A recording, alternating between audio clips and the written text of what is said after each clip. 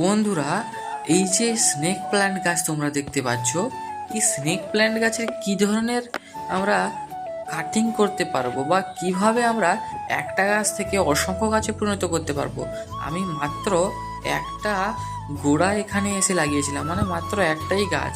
তো দেখতে পাচ্ছ ইতিমধ্যে 2-3টা গাছে অটোমেটিক পরিণত হয়েছে, মানে একা একাই নিজে থেকেই আরও কয়েকটা গাছে রূপান্তরিত হয়েছে। তো কিভাবে, এই যে নিচে দেখতে পাচ্ছ একটা একে বলা হয় সাকার।